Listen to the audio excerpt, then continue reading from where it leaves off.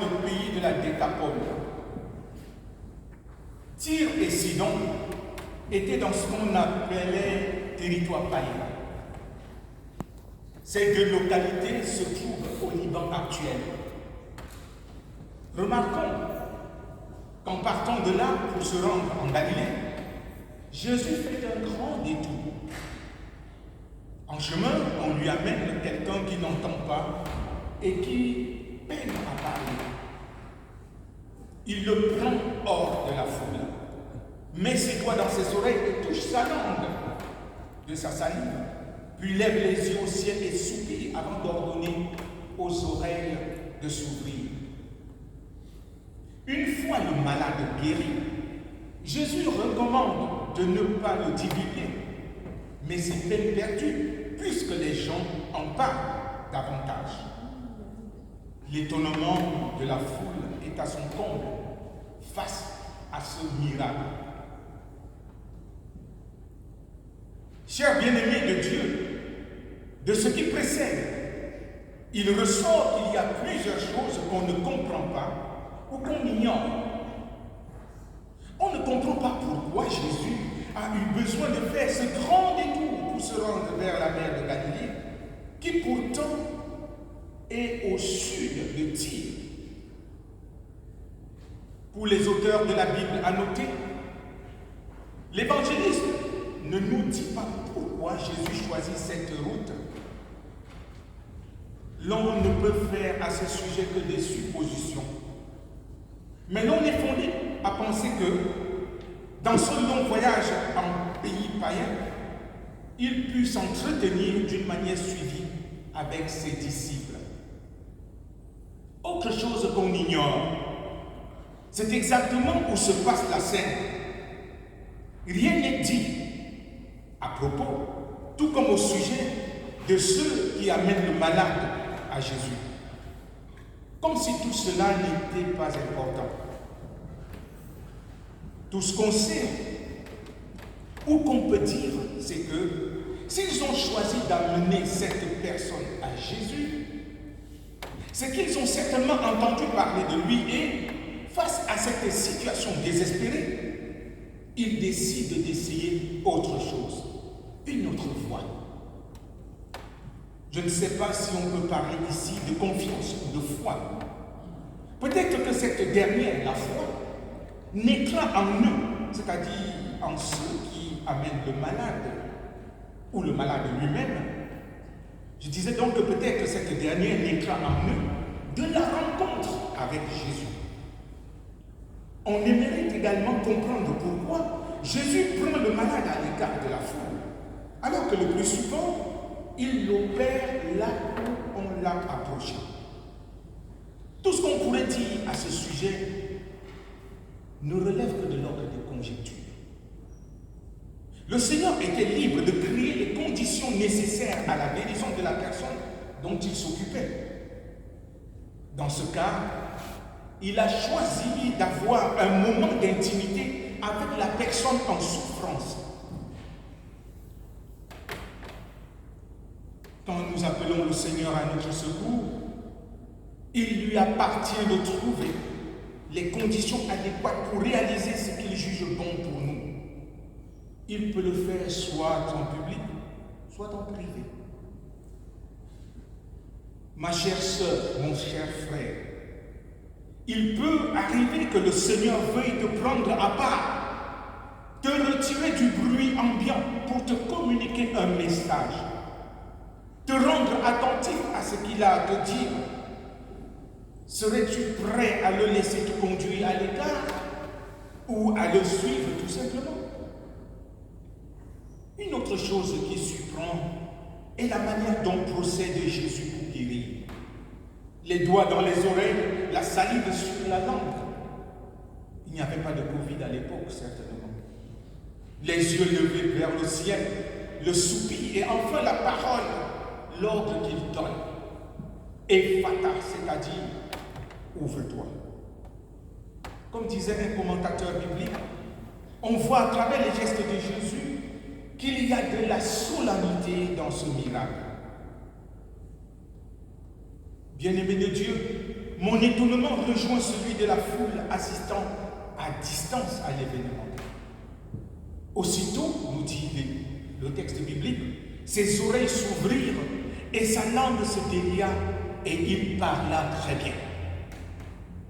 Avant de poursuivre avec la guérison spécifique de cet homme de notre texte, arrêtons-nous un temps soit peu sur ce qu'elle est, guérison. Et en quoi c'est un miracle? Et je partage cette idée du pasteur Jean-François Zorn qui dit « On a pris l'habitude de présenter les miracles comme les événements extraordinaires survenant dans la vie à la suite d'une intervention divine. » Fin de citation. Il est vrai que notre attention, tout comme celle de ceux qui ont assisté à la scène, est captivée par ce que Jésus vient de faire. C'est étonnant de voir quelqu'un agir de la sorte. En réalité, depuis le temps de Jésus jusqu'au nôtre, on est tellement plongé dans le mal et la souffrance qu'on vient à s'y habituer. Certes, le miracle est l'intervention divine, et nous nous en réjouissons d'ailleurs. Mais que fait Jésus lorsqu'il guérit cet homme? Il lui rend tout simplement sa dignité humaine. Autrement dit, il ramène les choses à la normalité voulue par Dieu à l'origine, à savoir que l'être humain soit doté de toutes ses facultés qui lui permettent d'être en relation avec son Créateur et avec son semblable. Oui, ça c'est la norme. Dieu nous a créés, dotés de toutes les facultés qui nous permettent d'être un sujet de relation. Relation avec le Créateur d'abord et relation avec les autres tout autour de nous. Sœurs et frères, remarquez que chaque fois qu'il y a une guérison ou un miracle dans la Bible, c'est pour arranger une anomalie. Déjà dans notre texte, il n'entendait pas. Il était normal qu'il ne puisse pas parler. C'est une anomalie. La femme qui avait perte de sang, c'est une anomalie. Jésus l'a touché et guéri. Cet enfant qui décède brutalement, c'est une anomalie. Jésus parlait et cet enfant ressuscite. Le paralytique au bord du lac, c'est une anomalie. Dieu a créé tel qu'on puisse se mouvoir. L'aveugle, c'est une anomalie. Et face à toutes ces anomalies, et même le procédé de Gadara, c'est-à-dire ce qu'on pourrait appeler une maladie psychiatrique, c'est une anomalie. Alors, Jésus, dans la logique de sa mission, est venu pour arranger les anomalies. Et la plus grande anomalie de tous les temps, sœurs et frères, c'est le péché qui nous a coupés de Dieu. Pour arranger cette grande anomalie, Dieu a envoyé son Fils Jésus-Christ mourir sur la croix pour nous sauver. Et comme le dit l'apôtre Paul dans son épître aux Colossiens, en son chapitre 1, Dieu a voulu, par son Fils Jésus-Christ, réconcilier tout avec lui-même, tant ce qui est sur la terre que ce qui est dans les cieux, en faisant la paix par lui, par le sang de sa croix. Et vous, qui étiez autrefois étrangers et ennemis par vos pensées et par vos mauvaises œuvres, il vous a maintenant réconciliés par sa mort dans le corps de sa chair, pour vous faire paraître devant lui saint, irréprochable et inébranlable dans la foi, sans vous détourner de l'espérance de l'évangile que vous avez entendu, qui a été prêché à toute créature sous le ciel, et dont moi, Paul, j'ai été fait ministre.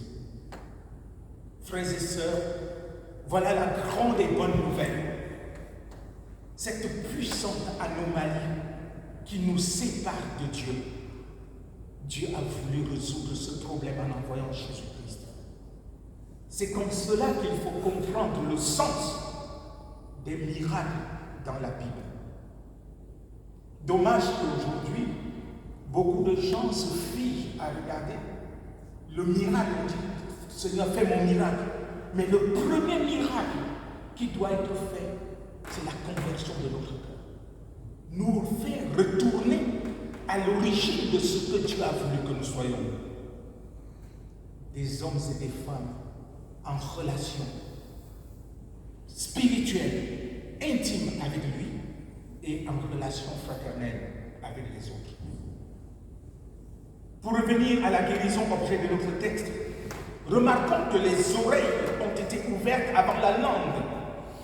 Ne serait-ce pas une façon de dire que pour parler, il faut d'abord entendre ou écouter. Au-delà de la guérison physique, je vois en ce geste de Jésus une action spirituelle. Les oreilles de son cœur et de son esprit sont maintenant ouvertes pour entendre la parole de Dieu. De même, sa langue est déliée pour proclamer l'amour de Dieu manifesté en Jésus-Christ.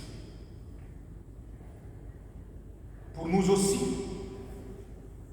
parce que nous avons les oreilles et le cœur ouverts, je l'espère, la parole de Jésus que nous entendons nous libère et nous donne de le confesser et de proclamer son amour au monde. Sœurs et frères, avez-vous fait l'expérience de Jésus touchant vos oreilles spirituelles et votre langue? Cette expérience unique ouvre tout notre être à l'accueil du Dieu d'amour et de paix. Quand on n'a pas encore fait cette expérience, on reste dans la confusion et le tâtonnement. On est incapable d'écouter la voix de Dieu et de proclamer ses merveilles. Pour le Seigneur, rester coupé et loin de lui est anormal. Le fait que Jésus-Christ soit venu jusqu'à nous est la preuve que Dieu veut mettre fin à cette anomalie, comme je l'ai dit tantôt. Mais il ne le fera pas sans que tu en exprimes le désir, ma soeur, mon frère. Dieu a besoin de toi pour mettre fin à cette anomalie. C'est quoi exprimer le désir? C'est reconnaître son péché en tant qu'être humain. Notre société est remplie d'énormément de choses, parmi lesquelles l'orgueil humain. L'homme qui se croit tout puissant, très fort au-dessus de tout, au point de dire même qu'il n'a pas besoin de Dieu. Prendre conscience de sa finitude, prendre conscience de son péché, c'est avoir le cœur ouvert, c'est avoir l'esprit ouvert pour accueillir la parole de Dieu qui nous dit tous les hommes sont pécheurs et séparés de Dieu. Et que l'anomalie est réparée par Jésus-Christ qui donne sa vie sur la croix pour que nous ayons la vie. Cette deuxième démarche s'appelle donc la conversion. Je prends conscience de mon péché et je me tourne vers Dieu pour lui dire, Seigneur, me voici devant toi. Fais de moi ton enfant. Contrairement à l'époque où Jésus recommandait de ne rien dire pour lui permettre d'avancer dans sa mission jusqu'à son accomplissement, aujourd'hui, nous sommes appelés à être des témoins de son amour jusqu'aux extrémités de la terre. Chacun avec ses mots, selon son expérience vécue, de sa rencontre personnelle avec le Seigneur.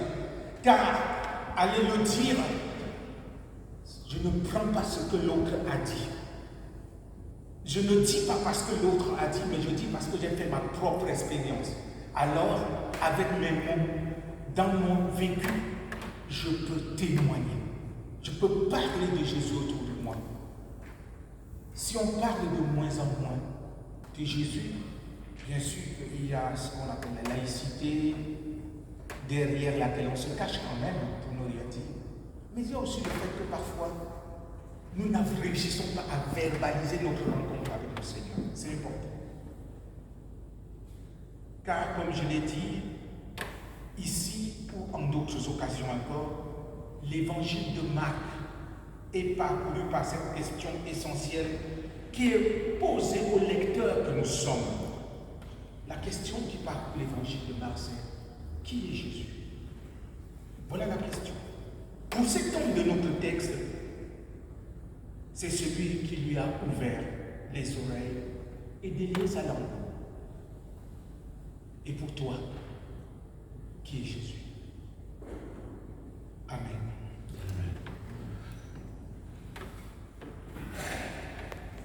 Amen.